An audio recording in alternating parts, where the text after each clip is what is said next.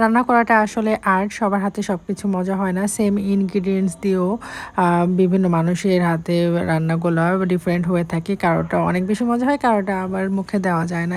রান্না করার টাইমে কনসেন্ট্রেশনটা ধরে রাখাটা বেশি ইম্পর্টেন্ট। মনোযোগ সহকারে যেকোনো খাবারই রান্না করলে সেটা মজার হয়ে থাকে। এনিওয়ে আমার যা হচ্ছে আজকে কেক বানাচ্ছি। তো ফার্স্টে ৩টা ডিম ভেঙে নিল। তারপরে এই ডিমের মধ্যে হচ্ছে 1/2 কাপ চিনি দিয়ে দেবে। যেহেতু 1 কাপ পরিমাণ আটা দিয়ে আর কি কেকটা বানানো হবে। সো যেই কাপটায় আটা নিয়েছে সেই সেম কাপটার হচ্ছে 1/2 কাপ পরিমাণ চিনি দিয়ে দিল। আর চিনিটা হচ্ছে স্বাদ অনুযায়ী কম বেশি বাড়িয়ে দিবেন। কারণ হচ্ছে অনেকে সুগার বেশি পছন্দ করে, অনেকে কম পছন্দ করে। যেহেতু আমরা একটু কম খাই, এই কারণে সুগারটা কম দেওয়া হয়েছে। তারপর হচ্ছে ভ্যানিলা এসেন্স দিয়ে দিছে 1 চা চামচের মতো। তারপর 1/2 কাপের বেশি হলো পরিমাণ তেল দিয়ে দিয়েছে, সয়াবিন তেল। তারপর সবগুলো উপকরণ ভালো করে ব্লেন্ড করে নেবে। সবগুলো উপকরণ হচ্ছে ব্লেন্ড করা হয়ে গেছে। ব্লেন্ড করার শেষে এখন একটা বোলে সব উপকরণগুলো ঢেলে নিচ্ছে। তারপর এতে হচ্ছে আটা, দেন বেকিং পাউডার, বেকিং সোডা, তারপর কোকো পাউডার, পাউডার মিল্ক, সবগুলো উপকরণ একসাথে দিয়ে এটা চালনির সাহায্যে ভালো করে চেড়ে নেবে।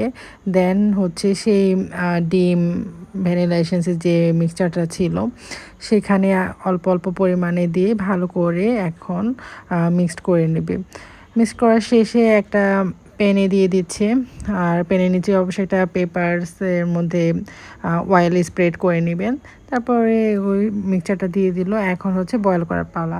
প্রায় 30 মিনিটের মতো বয়েল হতে দেওয়া হয়েছে। আর এর ফাঁকে হচ্ছে আমি উপরে চকলেট সিরাপটা বানিয়ে নিচ্ছি। আমি হচ্ছে পানির মধ্যে কোকো পাউডার, তারপরে মিল্ক, তারপরে সুগার আর হচ্ছে ভ্যানিলা এসেন্স দিয়ে ভালো করে নেড়ে নিয়েছিলাম। আর সাথে হচ্ছে কর্নফ্লাওয়ার দিয়েছিলাম সামান্য পরিমাণ। এখন হচ্ছে এটা অল্প আঁচে জাল করতেছিলাম। তো আমি বারবার হচ্ছে নেড়ে দিয়েছি যাতে এটা দলা না পাকিয়ে যায়। তো মোটামুটি করে হয়ে গেছে। এখন হচ্ছে একটা ডেইরি মিল্কও দিয়ে দিচ্ছি সাথে, যাতে যেহেতু ডালটা ছিল না, সো এটা যাতে একটা ভালো টেস্ট আসে। এই তো ওইদিকে কেকটা হয়ে গেছে। এখন ওপেন করতেছি। আর কেকে হচ্ছে বেকিং পাউডার কম হওয়াতে ভালো মতো অতটা ফোলেনি। তারপর খেতে অনেক ভালো লাগছে। এখন চকলেট সিরাপটা হচ্ছে পুরো কেকে স্প্রেড করে দেব এবং উপর দিয়ে হচ্ছে ডেইরি মিল্কও দিয়ে দিয়েছি আর হচ্ছে চকোস, এইটুক দিয়ে আর কি, মানে ঘরে যা ছিল তা দিয়ে একটু সাজানোর চেষ্টা করছি। আর ওইদিকে আমার জায়ের ছেলে হচ্ছে অনেক এক্সাইটেড কেক কাটার জন্য, বারবার হাত দিতেছিল চকলেট খাওয়ার জন্য।